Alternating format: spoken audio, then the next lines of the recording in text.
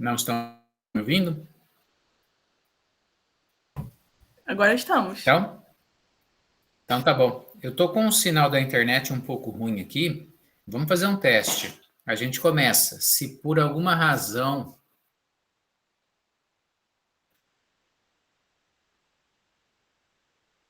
nós permitimos, eu vou trocar de local aqui, tá? Mas aparentemente agora voltou. Se acontecer, vocês me aguardem, porque já sabem o que é que aconteceu, tá bom?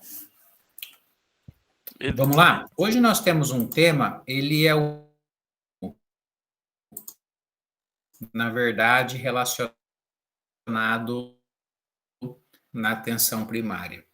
E tem um tema que, assim, eu não sei se vocês já trabalharam com ele em algum outro momento, mas por via das dúvidas, eu vou falar com vocês um pouco sobre isso, que é medicina do trabalho e saúde ocupacional. Uma das áreas de atuação do médico é trabalhadores em locais com maior risco de intoxicação por substâncias químicas, por partículas. Está cortando? Entendi. Daniel, pode falar. Tá, vamos fazer o seguinte, eu vou trocar então o meu local aqui e eu já volto. Tudo bem? Um minutinho só.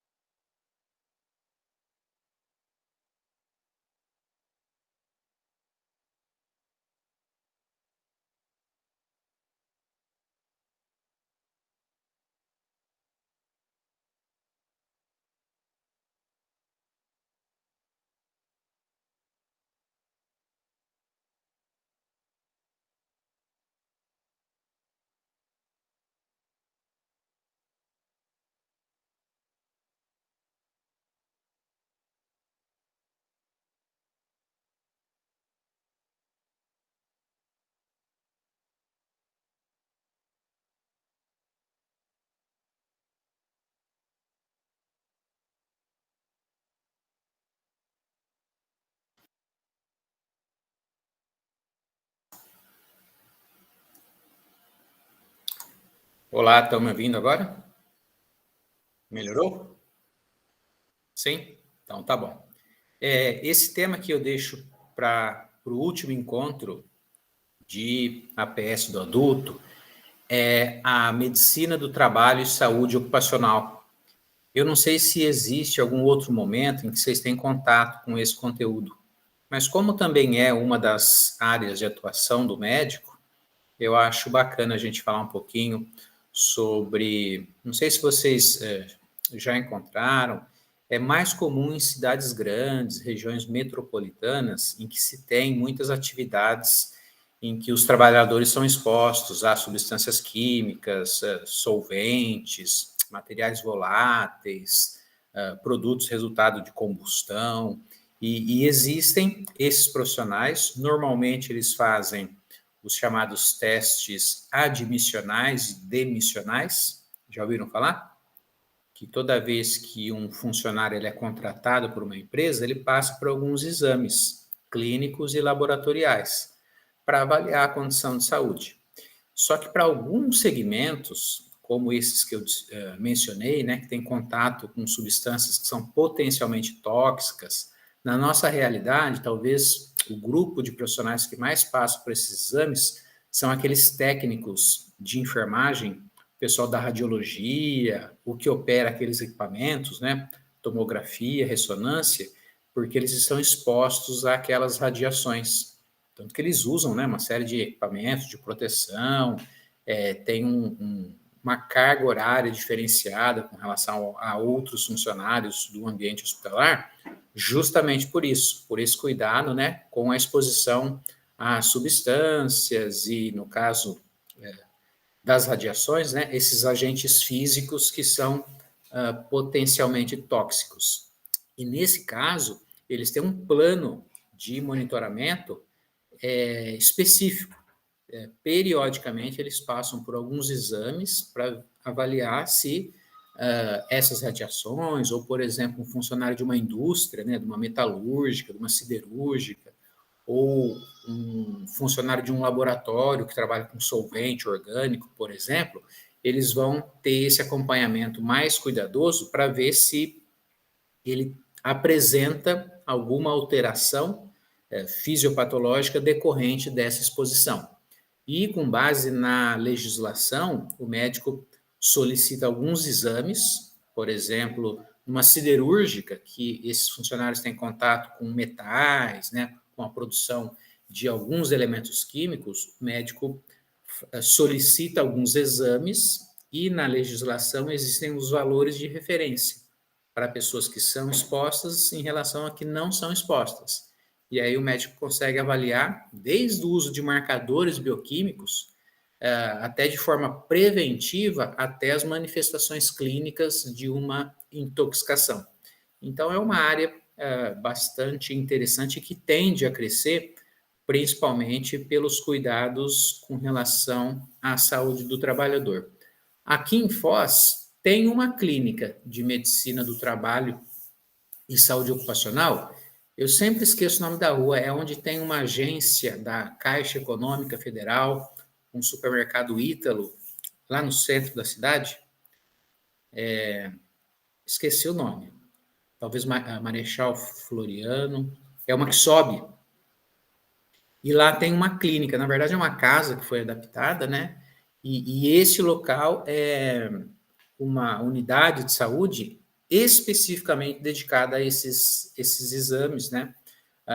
Admissionais, demissionais. Tem empresa, por exemplo, em grandes capitais, que a própria empresa tem o departamento de saúde ocupacional. É o médico que fica contratado pela empresa só avaliando, né, pedidos de afastamento, exames periódicos, o monitoramento tanto do ambiente quanto das funções orgânicas desses funcionários.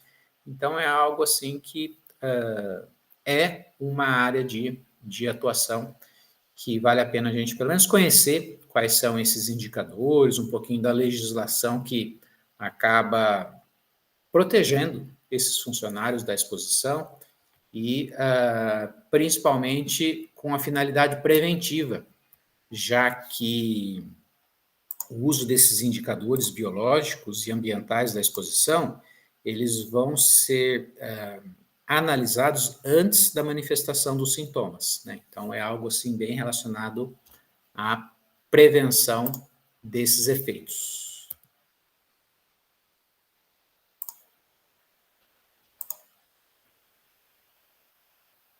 Deixa eu projetar aqui para vocês.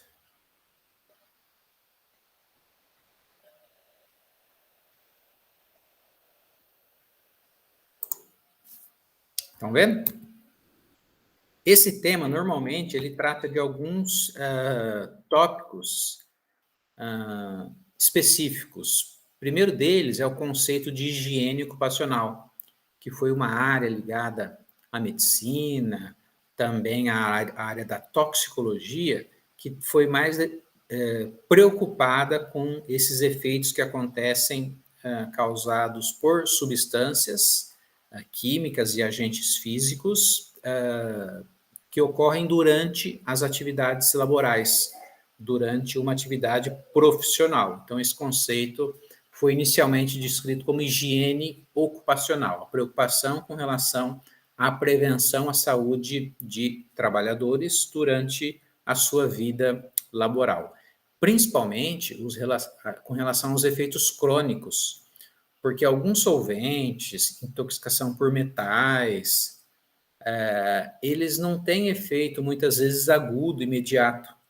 Então, esses trabalhadores, às vezes eles passam anos, décadas numa empresa, e aí eles apresentam alguma disfunção orgânica, uma insuficiência renal, problema hepático, o caso das...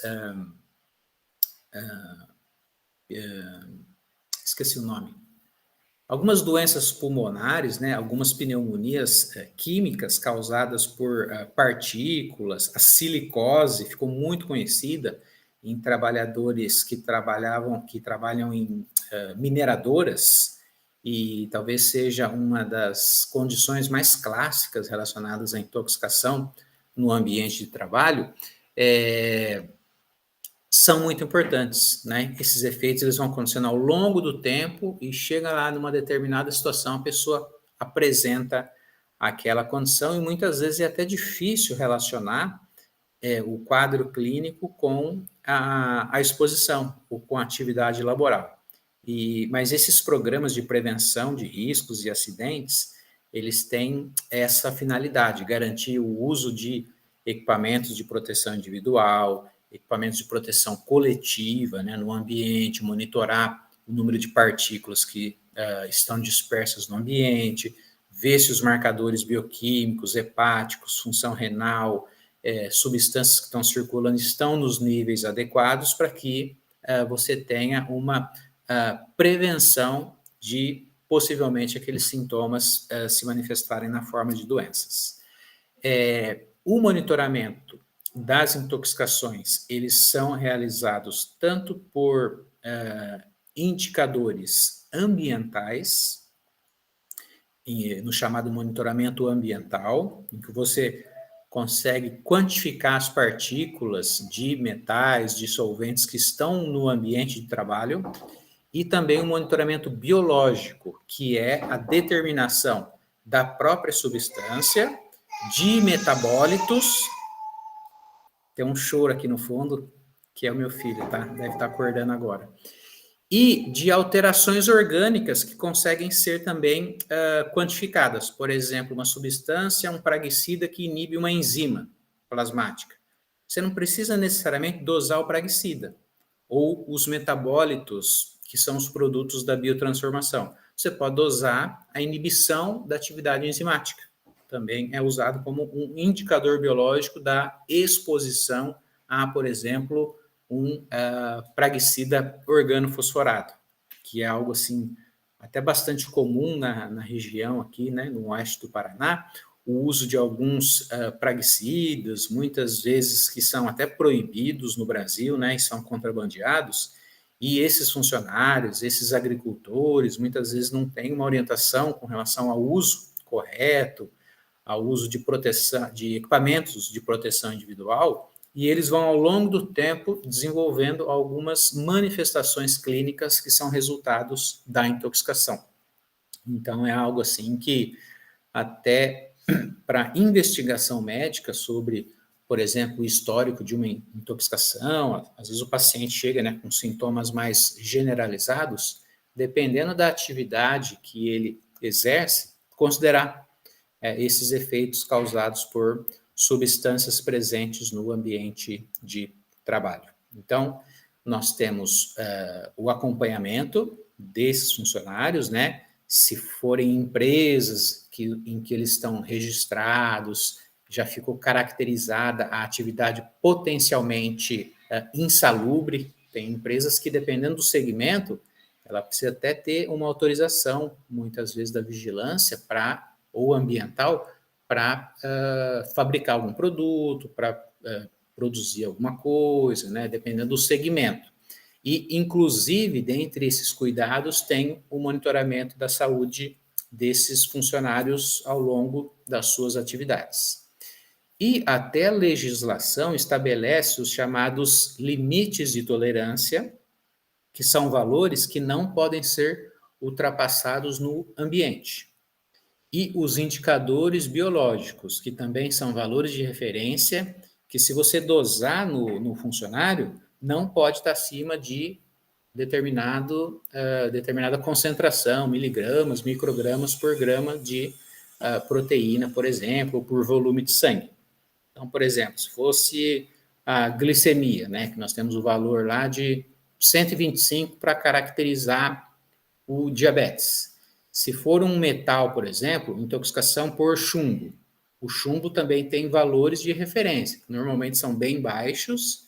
Se o trabalhador ultrapassar 2 microgramas por ml de sangue, fica caracterizada uma exposição ocupacional ao chumbo e a empresa precisa estabelecer um plano de melhorias, afastar o trabalhador daquele ambiente, fazer o acompanhamento médico, né, da evolução clínica. Então, esses chamados limites de tolerância e os indicadores biológicos são valores estabelecidos por lei. Eu vou mostrar as duas portarias que trazem a relação dessas substâncias que o trabalhador não pode estar exposto, seja no ambiente ou se por alguma razão ele tiver tido contato e absorvido a substância, a empresa precisa ter um plano de melhoria para fazer com que o trabalhador saia daquela situação.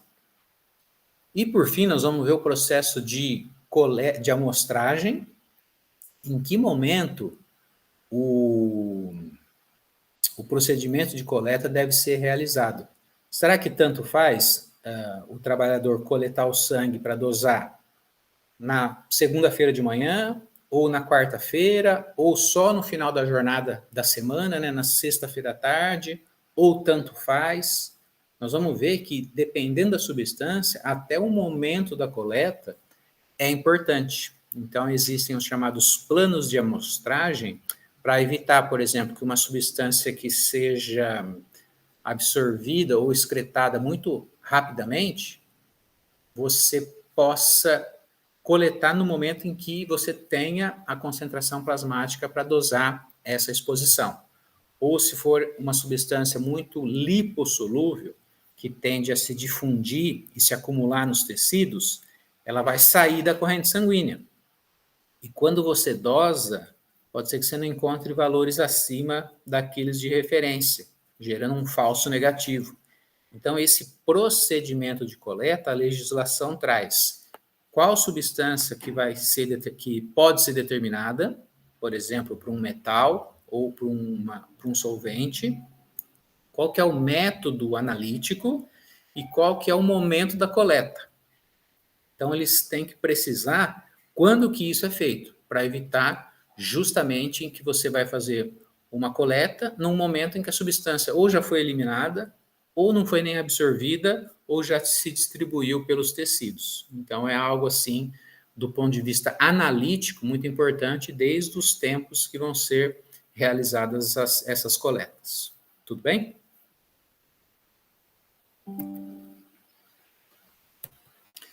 Essa aqui é uma representação de situações, né, que são potencialmente nocivas à saúde do trabalhador. Então, esses segmentos é que normalmente possuem programas de monitoramento mais rigorosos, né? Então, eu estou ilustrando aí uma atividade relacionada à pintura, funilaria, né, em que esses jatos de tinta, eles acabam gerando aerosóis que se dispersam no ambiente, né, e muitas vezes o uso incorreto de equipamentos ou até a ausência desses equipamentos de proteção pode fazer com que esses trabalhadores sejam expostos a uma série de componentes, substâncias químicas que vão ao longo do tempo, trazer algum prejuízo e exigir o atendimento médico. Não sei se eu comentei com vocês, tem alguns estudos, né, e algumas análises epidemiológicas mostrando que funcionários de salões de beleza, pelo fato de tintura, solventes e aqueles ambientes, muitas vezes, que não trocam muito ar, né, com o meio externo, estão entre as profissões que mais levam à intoxicação no ambiente de trabalho. Então, são empresas pequenas, né, microempreendedores, em que eles não vão ter um plano de monitoramento, né? Normalmente são poucos funcionários, né? E quando vocês entram num salão de beleza, num cabeleireiro, né? Logo que vocês entram, a gente sente o impacto daquele cheiro, né? Muitas vezes, né? Ou do solvente, ou das tinturas. Depois que você está lá dentro, você até meio que se acostuma, né? Mas assim, dá para a gente perceber como que o ambiente está contaminado quando a gente chega nesses locais.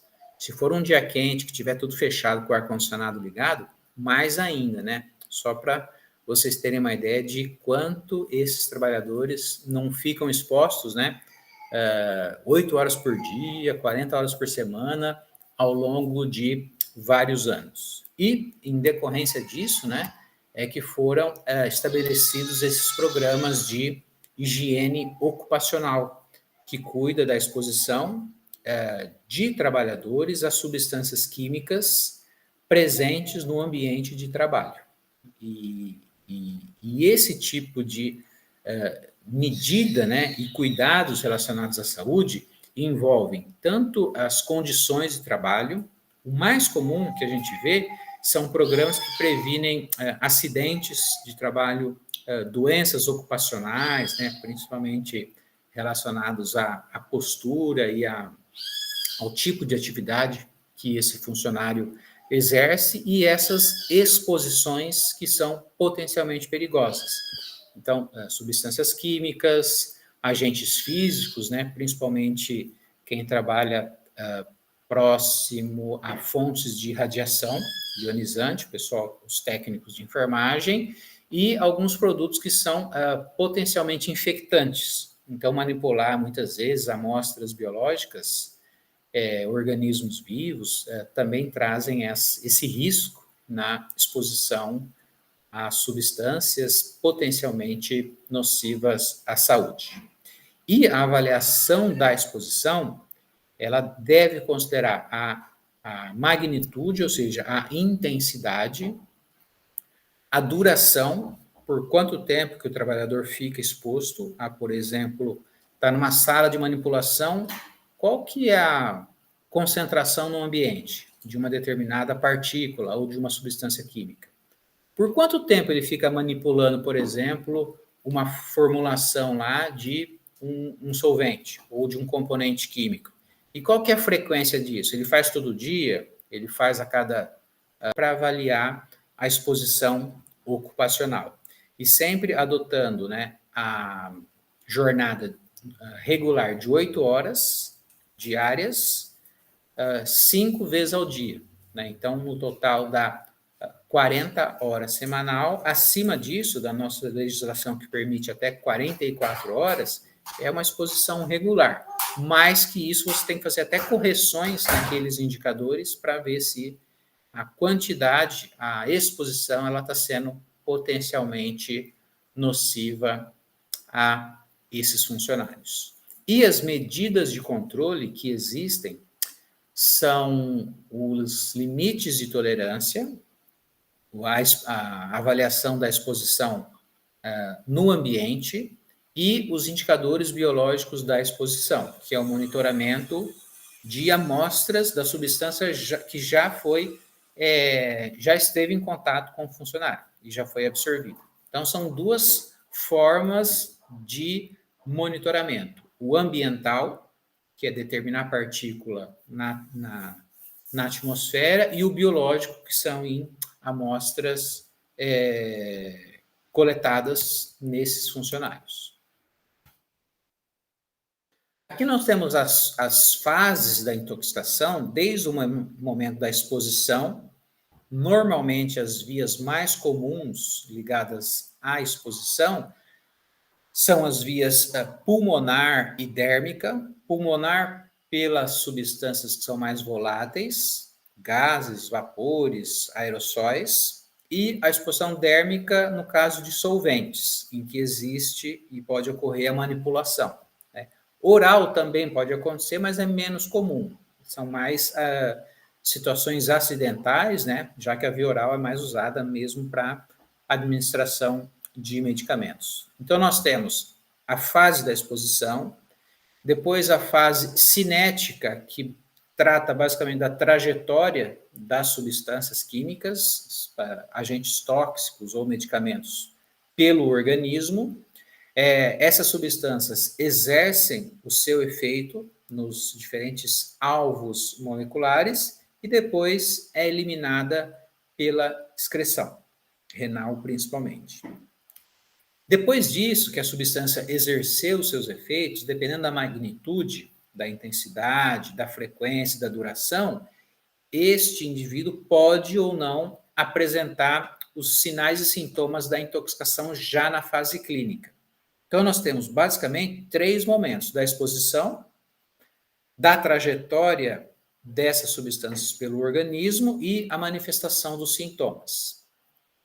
A pergunta que eu tenho é: em quais desses momentos você tem um fator protetor ou preventivo maior? No monitoramento ambiental, no monitoramento biológico ou no monitoramento clínico ou médico dos sinais e sintomas de uma intoxicação? No primeiro ali, né? Na exposição.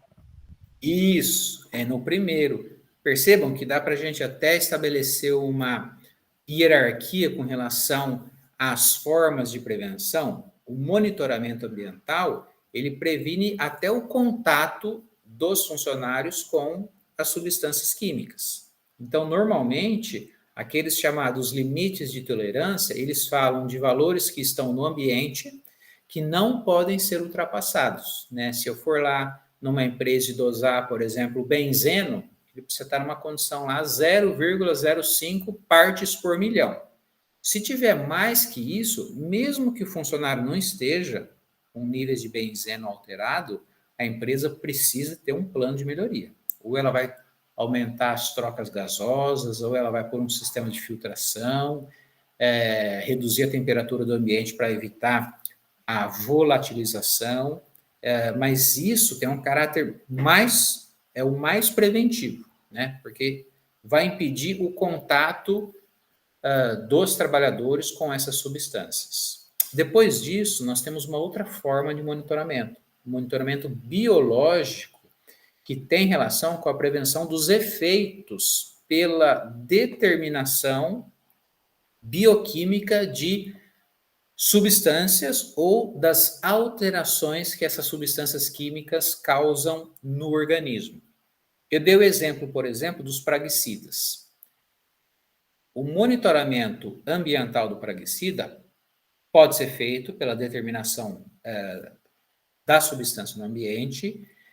Depois disso, o monitoramento pode ser feito pela dosagem desses praguicidas, por exemplo, numa amostra de sangue, ou até os efeitos que essas substâncias causam no organismo. Como eu falei que um dos mecanismos de intoxicação dos praguicidas é a inibição de enzimas, existe uma enzima lá que chama acetilcolinesterase. Ela degrada a acetilcolina. Então, toda vez que esse funcionário tiver uma exposição potencial ao benzeno, uma das formas de monitoramento biológico é dosar a atividade da acetilcolinesterase. Eu não preciso esperar ele apresentar, por exemplo, uma síndrome colinérgica, decorrente do acúmulo da acetilcolina, uma série de sintomas neurológicos, boca seca, alteração na função cardiovascular causada pela acetilcolina. Eu vou monitorar uma alteração molecular que esse praguicida causa. que é a inibição da acetilcolinesterase. Então, o monitoramento biológico, ele trata da determinação dos chamados indicadores biológicos, que pode ser a dosagem da substância, dos seus metabólitos e ainda de algum efeito que essa substância pode causar. Vocês lembram qual que é uma das principais ações do monóxido de carbono no organismo? A asfixia, não é? Vocês já assistiram aqueles filmes ou em séries americanas em que a pessoa, por exemplo, vai cometer um crime ou suicídio, o que ela faz? Ela entra numa garagem, normalmente em lugar frio, aquelas garagens são fechadas, né? E ela vai lá, liga o carro e a pessoa logo fica inconsciente. O que essas cenas em filme representam? Que essas pessoas estão sendo intoxicadas pelo monóxido de carbono, que tem o efeito de causar asfixia pela ligação muito mais forte à hemoglobina, responsável pelo transporte do oxigênio. Então, no caso da intoxicação por monóxido de carbono, eu posso dosar o monóxido no ambiente, posso dosar o próprio monóxido de carbono na circulação, ou posso avaliar a inibição da hemoglobina, a chamada carboxihemoglobina. Então, são diversas formas da realização do monitoramento biológico. E, por fim, na última etapa, caso essas formas de prevenção não sejam capazes de detectar essa exposição, eu tenho a manifestação dos sinais e sintomas. Então, no caso do praguicida, é o acúmulo de acetilcolina, levando a síndrome colinérgica, tremores, alterações neurológicas, boca seca, visão turva, retenção urinária, tudo isso está ligado aos efeitos exacerbados da acetilcolina.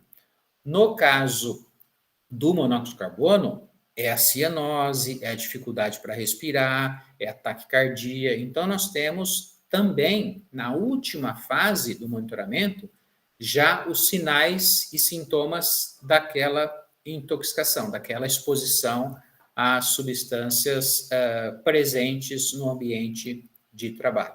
Então, a vigilância da intoxicação, ela pode ser realizada por diferentes fases. E essas fases, elas têm um caráter hierárquico com relação à prevenção. Monitoramento ambiental, monitoramento biológico de alterações moleculares e, por fim, o monitoramento clínico ou médico de sinais e sintomas da manifestação da doença. Aqui nós temos as principais vias de exposição envolvidas nessas intoxicações. A via pulmonar é a principal forma de intoxicação, principalmente por conta do contato com gases, vapores e aerossóis. Dependendo das propriedades físico-químicas dessas substâncias, por exemplo, coeficiente de partição sangue-ar, é basicamente valores que mostram quanto que a substância que está no ar pode se dissolver no sangue mais rapidamente. E isso vai dar uma ideia também da velocidade da intoxicação. O tamanho do material, partículas menores conseguem penetrar mais no trato respiratório e atingir mais os alvéolos. Partículas maiores, elas vão sendo retidas e eliminadas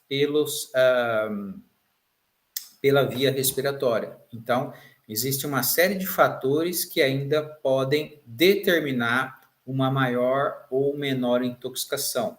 No caso da via dérmica, que é alvo de solventes, líquidos, materiais sólidos e semissólidos, a condição da pele é um fator determinante. Por exemplo, local, existem regiões da pele que são mais finas, outras são mais espessas. O grau de hidratação também pode favorecer a absorção de substâncias mais hidrossolúveis.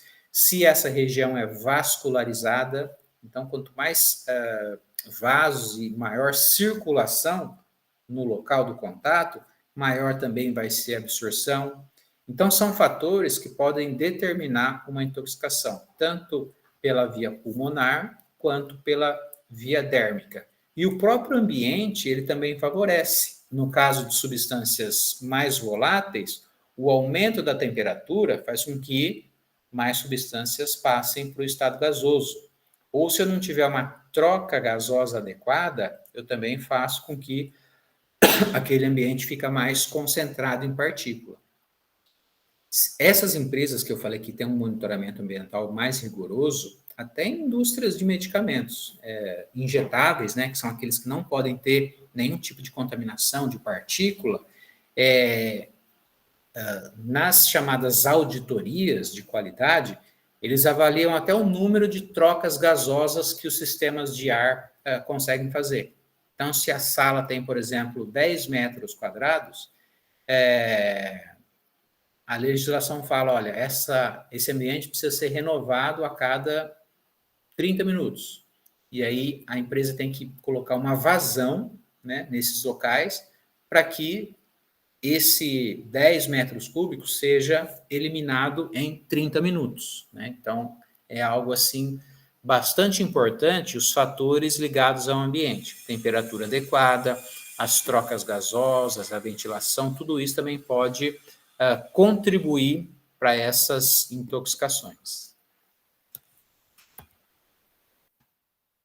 O monitoramento ambiental, que comentamos que é a dosagem da substância no ambiente de trabalho, ele é realizado a partir de um plano de amostragem, e esse plano pode ser uma coleta, pode se iniciar por uma coleta individual ou coletiva desses espaços. Estão vendo essas duas figuras que estão do lado aí? São exemplos de amostradores de partículas no ambiente. Um deles é o amostrador coletivo, que é esse tripé, e você coloca um dispositivo lá para dosar substâncias que estão no ambiente. Então, nesse caso, o amostrador ele vai ser representativo de um determinado espaço, nessa empresa, por exemplo. Além desses amostradores coletivos, nós temos os amostradores individuais, que são dispositivos colocados aqui na altura da respiração desses funcionários. E, nesse caso, ele vai acompanhar o comportamento de uma determinada atividade, não relacionada especificamente a um local da empresa. Porque, normalmente, um funcionário ele vai para um ambiente, vai para uma sala de lavagem, depois ele vai para uma sala de esterilização, depois ele vai para uma sala de embalagem. Então, ele passa por diferentes ambientes que não podem ser reproduzidos por esses amostradores que são estáticos. O estático, ele vai mostrar se, por exemplo, numa sala de preparo de solventes, naquele ambiente eu tenho uma condição de insalubridade. Né? E o amostrador individual ele vai mostrar com relação à atividade que aquele funcionário realiza num determinado na sua jornada de trabalho. Então, existem essas duas diferenças. Esses amostradores, eles são basicamente bombas que conseguem aspirar um volume de ar. E essas bombas, né, que aspiram um volume de ar por unidade de tempo, elas estão acopladas a dispositivos eletrônicos que fazem a quantificação. Hoje em dia, tem equipamentos portáteis de espectrofotômetro, espectrofluorímetro, espectrômetro de absorção atômica, em dispositivos bem pequenos. E à medida em que essas substâncias vão sendo coletadas, elas passam por esses leitores e eles já dão um registro da quantidade da substância que está sendo investigada. Então, são tecnologias que acabam ajudando no monitoramento ambiental pela aplicação de bombas que aspiram o ar e já estão acopladas a dispositivos analíticos que vão quantificar os valores dessas substâncias. Tudo bem? Essas empresas que possuem esses programas de monitoramento, por exemplo, uma indústria farmacêutica, eles recebem auditoria do Ministério da Saúde e eles avaliam absolutamente todos esses aspectos do monitoramento. A empresa precisa ter o registro dessas contagens, né? A periodicidade precisa ser apresentada. Você dosou num determinado setor aqui, essa dosagem é semanal, é mensal? Quanto foi encontrado aqui de solvente que você utiliza no preparo de tal medicamento? Então, é algo assim bem criterioso que essas empresas, normalmente, elas têm até um setor de qualidade só para cuidar desse plano de monitoramento ambiental. E o monitoramento ambiental, que é a dosagem do ar atmosférico, ele é baseado nos chamados limites de tolerância. Toda vez que a empresa faz essa determinação, o que ela faz com esses valores que são encontrados? Ela vai comparar com os limites de tolerância, que são concentrações ou intensidades do agente tóxico que, por uma série de evidências e estudos, não causam efeito nocivo à saúde desses trabalhadores. A legislação, por meio de uma portaria do Ministério do Trabalho, estabelece uma série de limites de tolerância por uma série de, não só substâncias, mas situações potencialmente insalubres. Então, nessa portaria do Ministério do Trabalho 3214, desde 78, que ela foi publicada, apresenta limites de tolerância para volumes de ruído. Então, se é um lugar muito barulhento, o volume também caracteriza uma exposição nociva, exposição ao calor, radiação ionizante, os agentes químicos, partículas, por exemplo, poeiras, material particulado, poeiras minerais. Então, para cada um desses elementos, nós temos limites de tolerância que a legislação prevê. E essa lei, por mais que ela seja antiga, né, 78, ela vai sendo atualizada. Então, por exemplo, se uma siderúrgica fala que tem um novo solvente que vai melhorar o processo de formação de, sei lá, de um componente automobilístico. Tudo bem, ela vai patentear esse solvente e ela vai comunicar ao Ministério, né, da Saúde que ela está fazendo uso dessa substância. E aí, dependendo, o Ministério vai também avaliar se tem estudos sobre a toxicidade daquela substância e também vai atualizando essa legislação com novos limites de tolerância, novas substâncias que não podem ultrapassar determinada concentração no ambiente para não caracterizar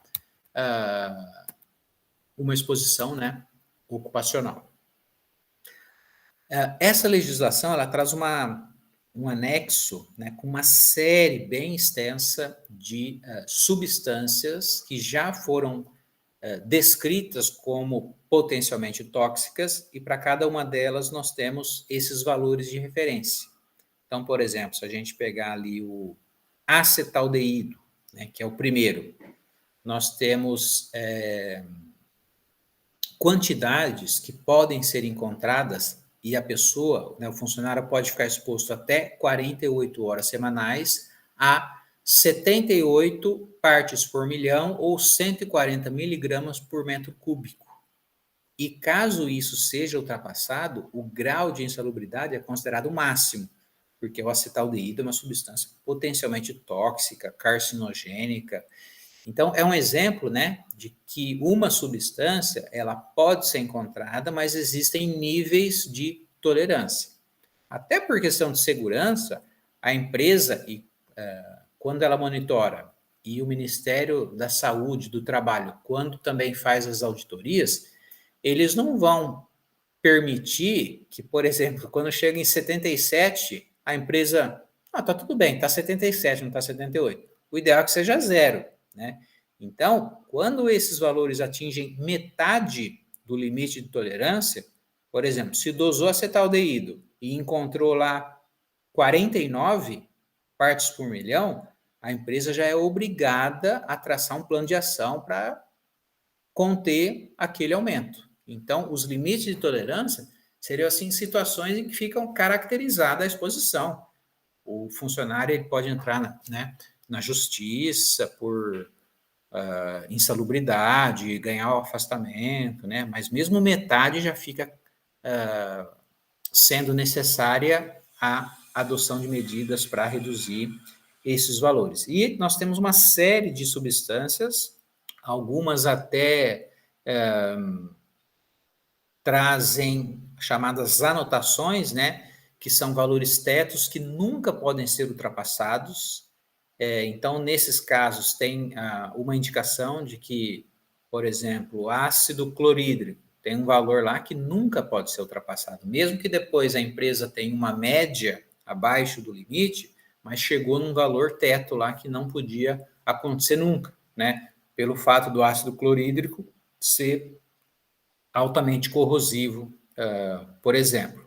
E para algumas outras tem indicação que se é absorvido pela pele, então tem que adotar medidas de proteção com relação ao contato, e essa legislação ela vai sendo alimentada. Cada vez que vai surgindo uma substância nova, ou evidência de substância que tem efeito tóxico, o Ministério do Trabalho vai atualizando, então, essa relação de limites de tolerância, os chamados LTs.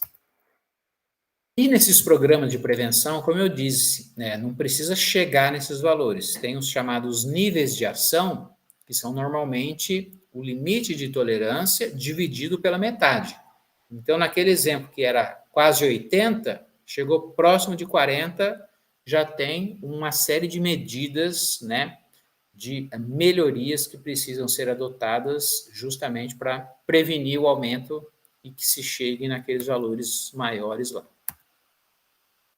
Além do monitoramento ambiental,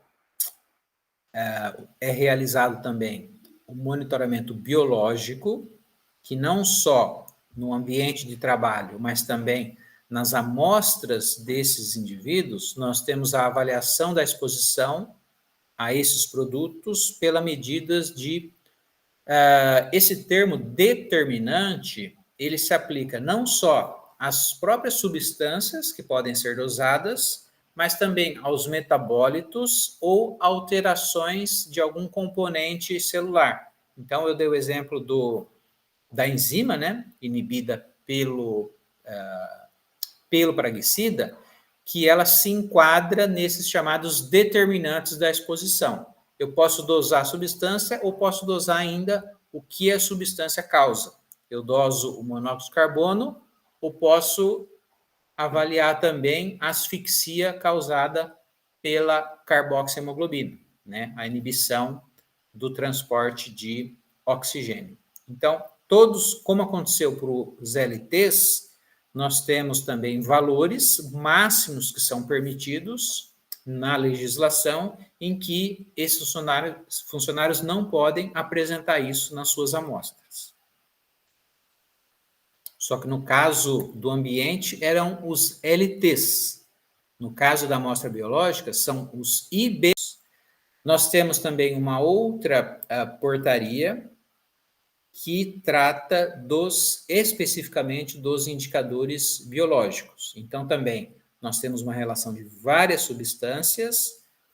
Para cada uma dessas substâncias, qual a amostra que deve ser coletada? Então, por exemplo, vamos pegar aqui, o arsênico. Eu vou dosar a exposição ao arsênio em amostras de urina, eu vou dosar o próprio metal, o valor de referência é até 10 microgramas por grama de creatinina, então é uma avaliação aqui da função renal, né? E o indicador biológico máximo permitido é 50 microgramas por grama de creatinina. Pessoas que não estão expostas têm até 2. E pessoas que trabalham com errei aqui, né? Até 10. E pessoas que trabalham com arsênio não podem ter mais que 50, para ficar caracterizada uma exposição potencialmente tóxica. Além disso, de falar da legislação trazer que tem que ser coletada a urina, dosar o arsênio, valor de referência, valor máximo, qual o método que vai ser aplicado. Então, é espectrometria ou espectrometria de absorção atômica, que é ainda uma derivação dos métodos fotométricos, né, de propriedades de absorção de luz dessas substâncias, e quando que vai ser feita a coleta. Então, em que momento da jornada de trabalho, né, após tantos dias da jornada de trabalho, eu consigo dosar o arsênico. Então, são todas essas informações que depois o médico, ele faz a avaliação clínica, solicita os exames e quando vem o resultado, ele confere todos esses valores de referência para ver se existe uma exposição, por exemplo, ao arsênio. E os indicadores biológicos, que são essas ou substâncias, ou metabólitos, ou os determinantes, eles devem ser mensuráveis, né? Eu consigo determinar isso nos fluidos biológicos e eles precisam ter uma correlação com a exposição. Isso pode acontecer pela dose. Se eu dosar a própria substância, eu tenho como indicador a dose como o parâmetro para avaliar a exposição. E além da dose, eu posso ter o efeito, o indicador de efeito, que é uma alteração molecular, bioquímica que essa substância causa, ou pode acontecer ainda um indicador de susceptibilidade. Mesmo que um funcionário ele não esteja exposto a, por exemplo, quantidades de poeira, material particulado acima da legislação, não tem pessoas que têm muitas vezes uma sensibilidade maior a desenvolver asma, bronquite, uma hiperreatividade brônquica?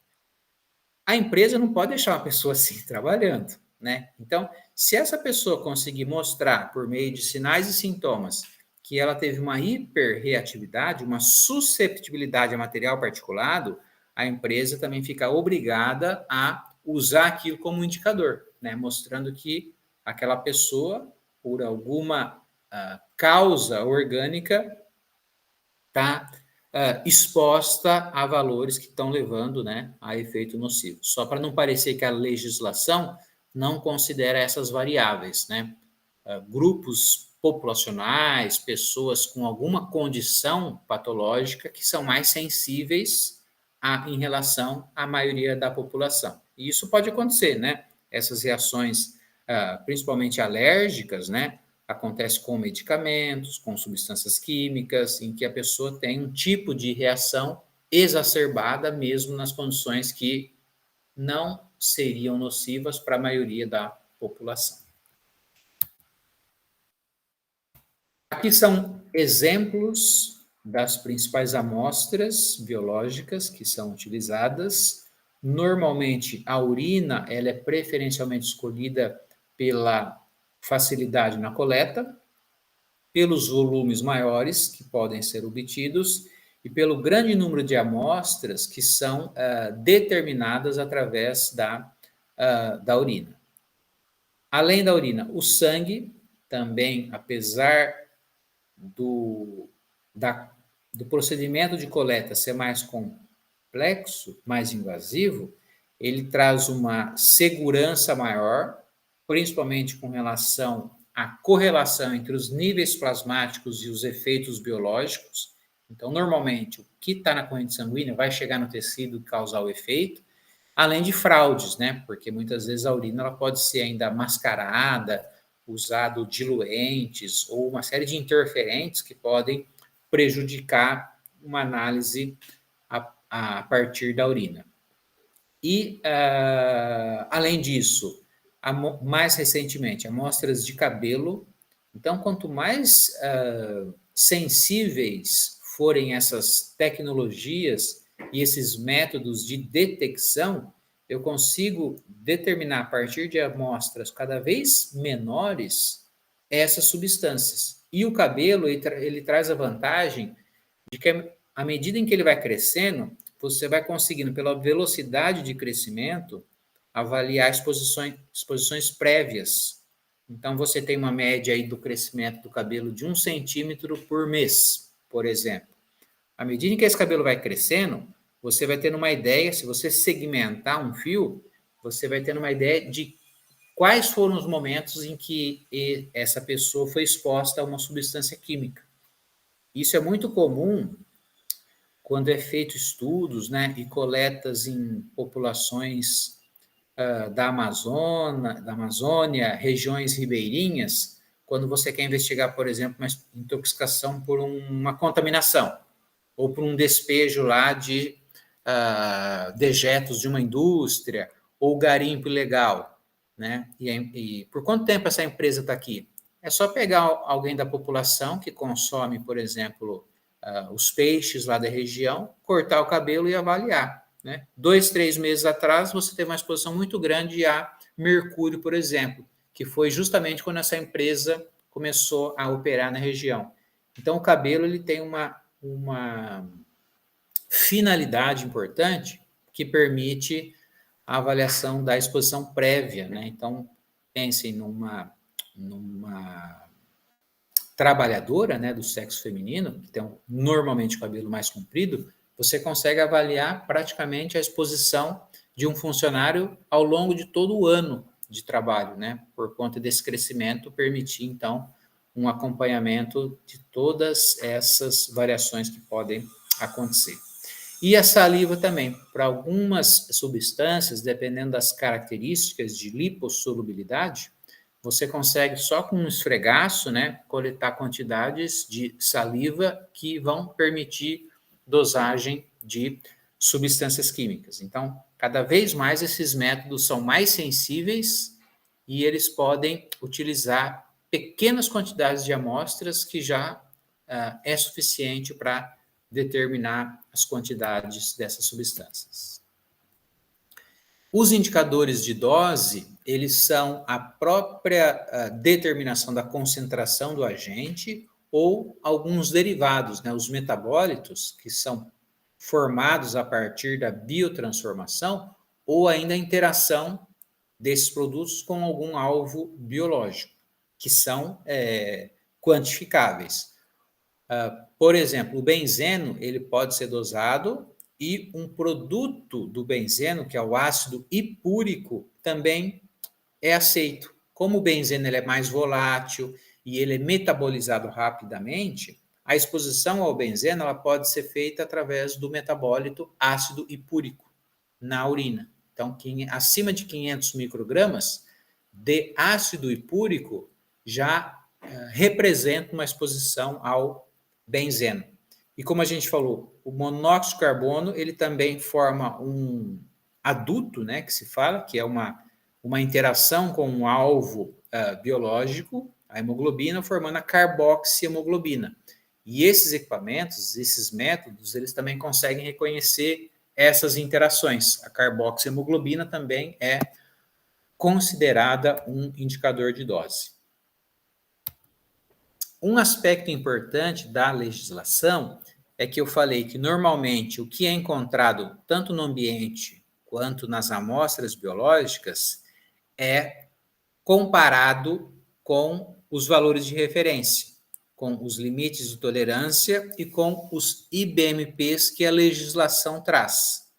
E essas relações, elas são somatórias, elas têm que ser menor que 1. Então, por exemplo, vamos pensar que uma pessoa trabalha com exposta a solventes e metais tóxicos. Solvente pode ser, por exemplo, o próprio benzeno. Na legislação, o benzeno tem o IBMP de 10.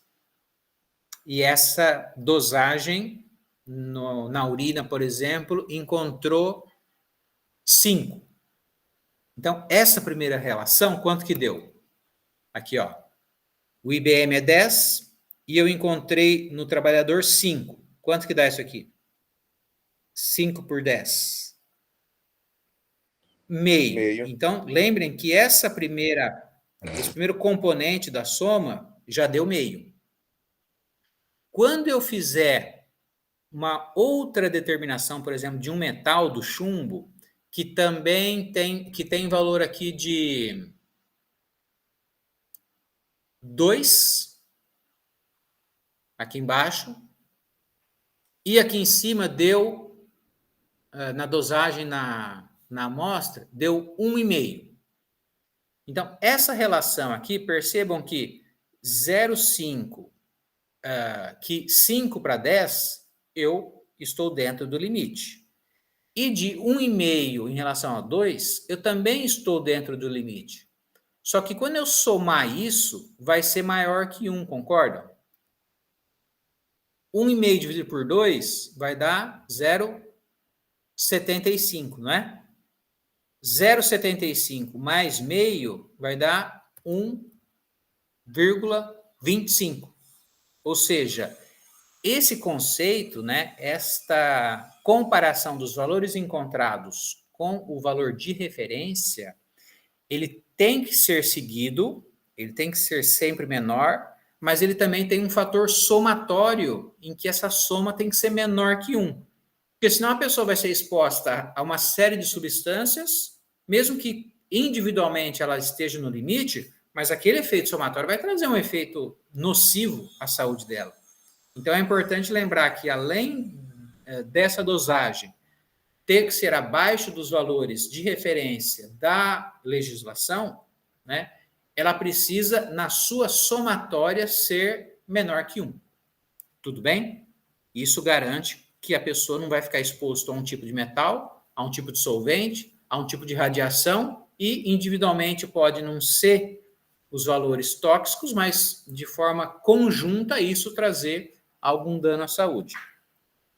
Entenderam a importância da somatória disso? É garantir que, numa situação extrema, a pessoa fique exposta a diferentes agentes tóxicos.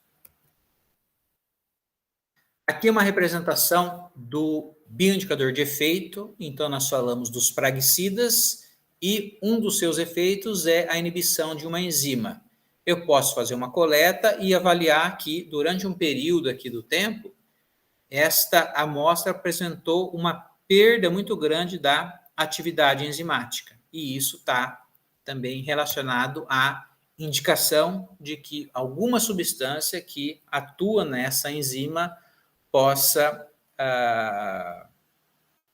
ser a fonte de exposição, né? E trazer esse tipo de efeito, mesmo antes dos sinais e sintomas de uma intoxicação clínica, né? Eu tenho alguns indicadores biológicos que vão indicar o contato com essas substâncias.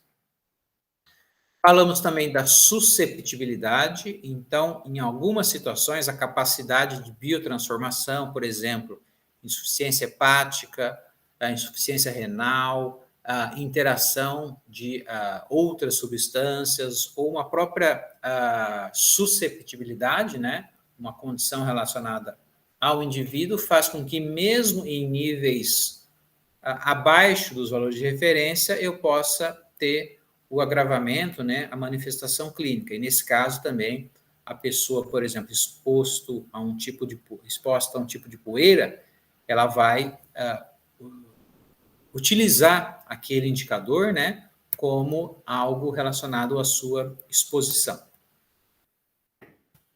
O monitoramento biológico apresenta algumas vantagens com relação ao ambiental, porque ele garante o controle da exposição por todas as vias.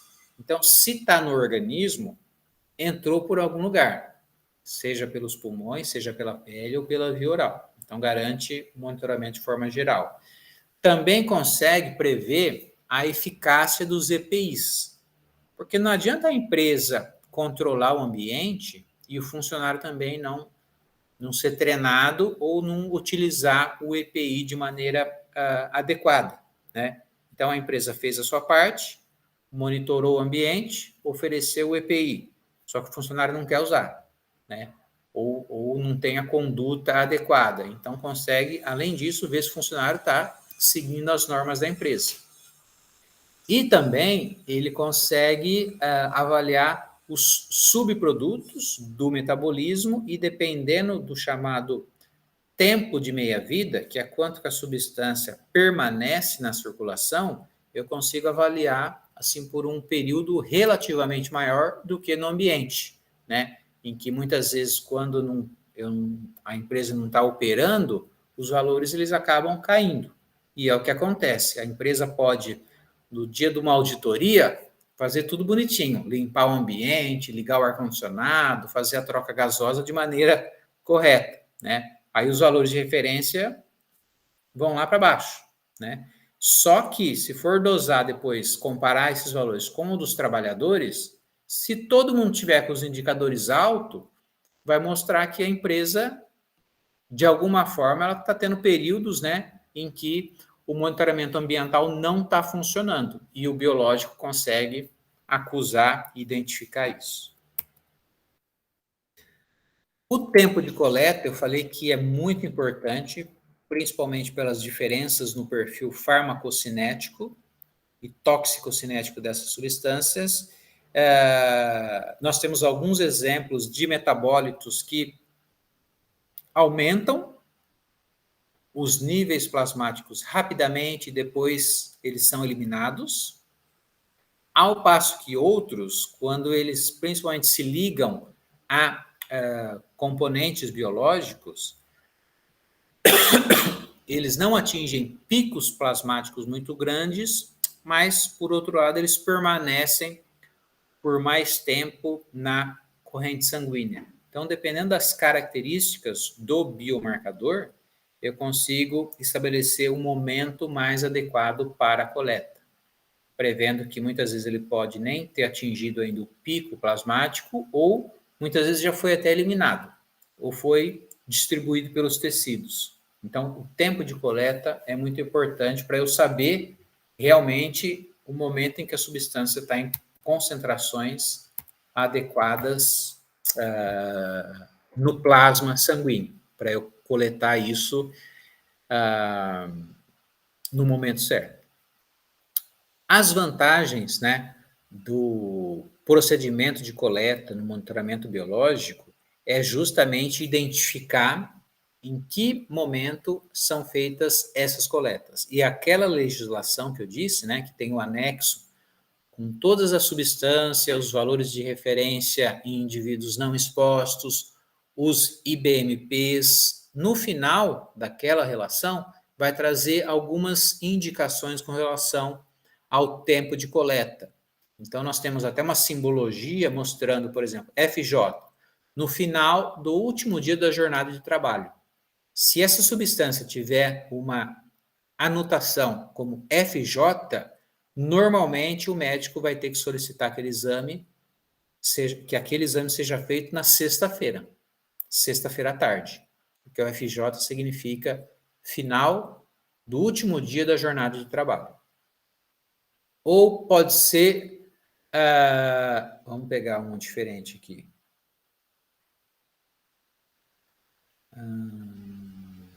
PU. Então, na primeira urina da manhã. Normalmente, né, durante o período noturno, nós temos uma concentração das substâncias na urina, e quando esse funcionário chegar na empresa, ou se ele for para um laboratório, ele vai ter que coletar a primeira urina para determinar, por exemplo, um tipo de marcador específico. Se não tiver um impacto, né, se forem substâncias que se mantêm relativamente com níveis plasmáticos constantes, vai ter lá a indicação NC, mostrando que não é crítico o momento da coleta. Então, vai mais pela conveniência, né, o momento que esse funcionário pode se dirigir ao laboratório. Então, para cada substância, nós temos momentos que são mais adequados, pode ser no início da jornada da semana.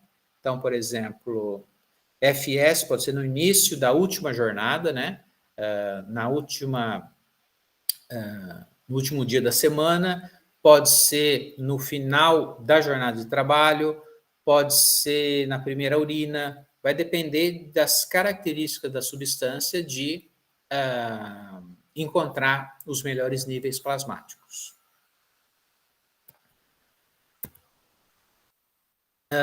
Mas tudo isso ainda é algo bem principiante no monitoramento e no cuidado à saúde, né, à prevenção à saúde do trabalhador. Normalmente, em grandes empresas, assim, multinacionais, eu tive contato com empresas do ramo farmacêutico, e isso realmente acontece. Eles têm um departamento de medicina do trabalho e saúde ocupacional, em que esses funcionários fazem lá o acompanhamento, são encaminhados para esses laboratórios no momento da coleta, depois o médico pede o resultado do exame, compara com a legislação, isso realmente acontece. Mas isso é 0,01% ainda, né? A grande maioria das empresas não tem nem porte e nem condição de manter uma rotina de análise tão criteriosa como essa.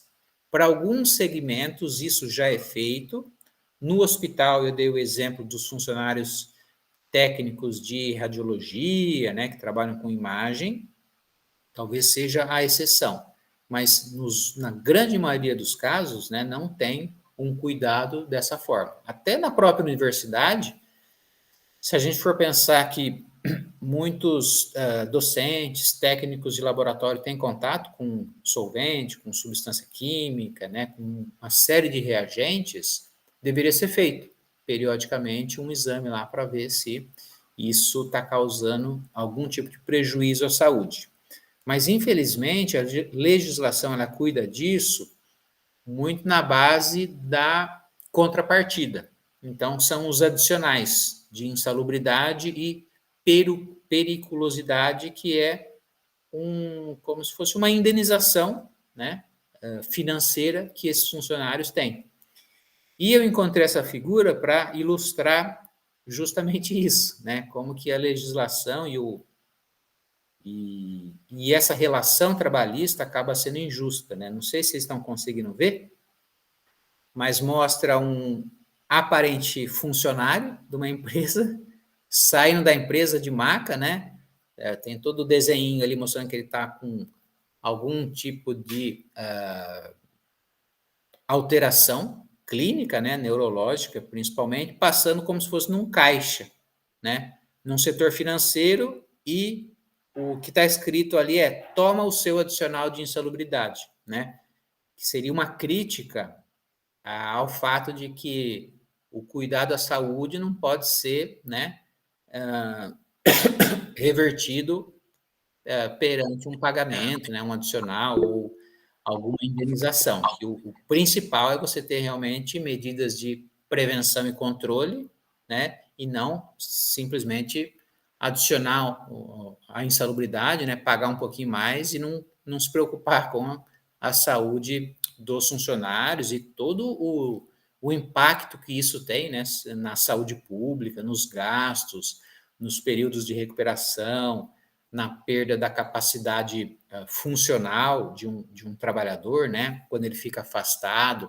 Então, assim, além da saúde dele, tem uma série de impacto, né, na produtividade, na qualidade de vida da família dele. Então, é algo que acaba se estendendo, né, de uma forma geral à saúde pública. Tudo bem? José, quer falar? Essa empresa ainda está boa, professor? Que está pagando ainda? Ó. Ela o quê? Essa empresa ainda está boa, que está pagando adicional? Aqui mesmo em Foz, na época do auge do Covid, a saúde não conseguiu o limite, o 40% de salubridade. Conseguiu só o mínimo. Então... tem várias causas na justiça aí, mas a pessoa não paga de jeito nenhum. É difícil. E muitas vezes, assim, se não for uma condição muito assim, com uma causalidade muito direta, dificilmente você consegue provar na justiça que foi decorrente da exposição ocupacional. Então, por exemplo, sei lá, tem casos assim muito clássicos, né? A silicose, que é causada em trabalhadores de mineração, por conta da sílica, né? Que já está muito estudado que ela causa alterações pulmonares, né? Tem o exemplo do cádmio, que é o metal que ele é nefrotóxico. Então, essas empresas, né, que utilizam esses metais, fábrica de bateria que usa níquel e cádmio, eles são super rigorosos com relação aos níveis de cádmio, porque é algo assim que já está mais do que provado que ele altera a função óssea, a composição óssea e a função renal. Mas, de forma geral, assim, se a pessoa tem lá uma insuficiência cardíaca e está exposto a metal, a solvente, dificilmente você vai conseguir provar judicialmente que aquele quadro patológico tem relação com a exposição, né? Então, muitas vezes acaba realmente só servindo assim, né, esses adicionais, meio que é o cala-boca lá, né, para a pessoa meio que se responsabilizar por eventuais danos à saúde que pode acontecer. Só lembrando que periculosidade é uma outra situação, né? É você trabalhar em situações precárias de segurança, né? Então, por exemplo, o pessoal que trabalha lá em Furnas, eles têm que subir lá na torre de 1 milhão de volts, né? Aquilo lá não é insalubre, aquilo lá é perigoso. Ele pode subir lá a vida inteira e não acontecer nada o dia que ele se aposentar, né? O insalubre é algo assim que você está vendo que está fazendo mal, né? E por isso tem os limites de tolerância que devem ser seguidos, né? E, inclusive, horas de trabalho, ruído, condições precárias, né, de temperatura, tudo isso caracteriza uma atividade insalubre.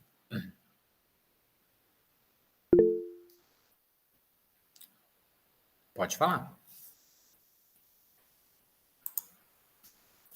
José?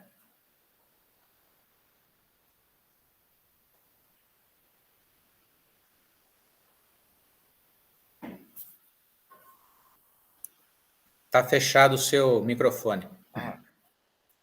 Na época do Covid, aqui em Foz, todos os requerimentos de insalubridade, para aumentar a insalubridade devido ao Covid, foram indeferidos, né? A justificativa foi que aquela situação representava um risco mínimo um risco mínimo de salubridade, né? E até hoje ninguém engoliu isso. Não. E quem assinou o laudo, dizendo que aquilo ali representava o risco mínimo, foi um engenheiro. E aí eu fiquei na dúvida sobre essas duas situações. Se é o risco mínimo e se o laudo deveria ser assinado por um engenheiro, não por alguém da saúde. O risco mínimo, né, se a gente for considerar assim, se for fazer uma graduação, né, dos efeitos da Covid, está mais do que provado que tiveram efeitos que foram bem graves, né? Então, pelo menos, no mínimo, tinha que avaliar os fatores de risco, né? A condição de cada um para você dizer se é mínimo ou se é máximo, né? Então, a pessoa mais velha não era um risco mínimo, era um risco maior. Se a pessoa tinha comorbidade, a gente cansou de ver isso, né? Os estudos epidemiológicos aí mostraram já as faixas de risco, as comorbidades, quais grupos que foram mais afetados, né? Então, seria assim, primeiro, fazer uma graduação desse risco, né? Para alguns, o risco não era mínimo, era um risco máximo, né? Muito maior. E o engenheiro não... Acho que é bem óbvio que não seria o profissional competente para fazer isso. Essas empresas que eu falei que tem um programa, um departamento de medicina do trabalho, tem um médico, né? E ainda assim, se for ver, tem conflito de interesse, né? Porque, por exemplo, se mesmo no hospital tivesse um médico que ele indefere esses pedidos, ainda ele é contratado da empresa, né? Ele vai entrar num conflito ético ali de interesse, porque se ele não afastar, parece que ele está sendo conivente, né? e seguindo assim uma orientação da empresa. E se ele afastar tudo, a empresa vai falar, mas ele vai fazer a gente perder a força de trabalho. Então, assim, normalmente essas empresas menores, elas terceirizam isso para alguém assim que não tem relação com o segmento, com a atividade, dá o laudo assim de uma forma bem isenta, né? Para mim, caracteriza um conflito, assim, por exemplo, a pessoa trabalha no hospital, aí o médico que vai dar o afastamento, ele é um funcionário do hospital, né? Porque a decisão que ele tomar vai gerar insatisfação, seja pelo lado do funcionário, seja pelo lado da administração. Vocês concordam? Que ele fica numa situação difícil ali, né? Independente da conclusão que ele chegar. Por isso que essas clínicas, né, que eu falei que em cidade grande, assim, talvez em Londrina já tenha, mas Curitiba, São Paulo, Rio, tem clínica, né, centro de especialidade que só faz exame admissional, demissional e esses periódicos para esses segmentos, né, que seguem uma legislação mais rigorosa do Ministério da Saúde. Tudo bem, pessoal? Então, foi um tema para vocês conhecerem um pouco mais esse segmento, né? Em alguns países, né? Em alguns locais, isso até meio juntando com medicina preventiva, saúde e estilo de vida, já está mais avançado, né? Esses cuidados, a saúde do trabalhador. Mas na nossa realidade fica até difícil para essas empresas, né, menores, de pequeno porte, atenderem todas essas demandas. Muitas vezes acabam expondo os funcionários, né, a situações que são potencialmente nocivas, e quando o trabalhador apresenta, né, alguma doença decorrente do trabalho, dificilmente ele consegue relacionar aquilo à atividade laboral. A não ser que forem esses exemplos que eu dei, né? Da silicose, de insuficiência renal causada por metal, ou alguma queimadura, alguma lesão muito aparente, né? Do tipo assim, a pessoa tem uma corrosão na mão lá e viu que trabalha com ácido clorídrico. Aí é uma causalidade direta. Mas se for algo difícil, principalmente quando envolve outros fatores de risco, né, do tipo a pessoa tem um câncer de pulmão, ela foi exposta a solvente, mas, sei lá, era tabagista. Aí fica impossível você conseguir estabelecer uma causalidade. Tudo bem? Só deem um ok aí para mim no chat, para eu controlar a frequência de vocês. E hoje nós encerramos a APS no adulto. Nós temos mais 2 encontros para falar da APS no idoso.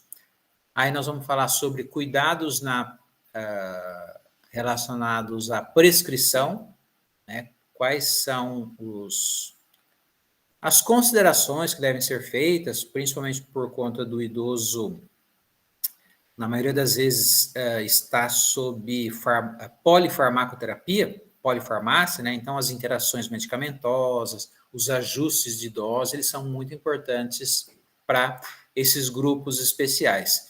E, por fim, o último encontro, eu vou falar sobre algo que também vem sendo importante, que é a cronofarmaco ou cronotoxicologia, que é a influência de horários em que os medicamentos são administrados em relação à resposta terapêutica.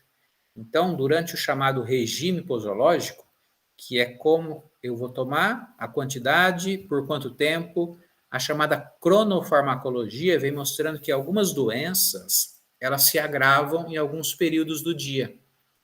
E tanto a tecnologia farmacêutica quanto esses regimes posológicos, eles vão se ajustando para que você tenha uma segurança maior, principalmente, por exemplo, em episódios de crise de artrite, maiores taxas de infarto do miocárdio nas primeiras horas da manhã.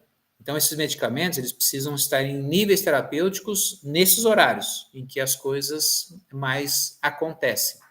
e isso é um pouquinho, né, desses estudos na área de cronoterapêutica. Tudo bem? Feriado é segunda, né? Então, terça-feira nós mantemos aquele horário das 2 horas, eu só precisei mudar nesse, até agradeço que vocês conseguiram encaixar a nossa aula na quinta, essa semana. Mas na semana que vem voltamos na terça-feira às 2. Tá bom? Até lá, então. Um bom final de semana, bom feriado a todos. Valeu, professor. Até mais. Tchau.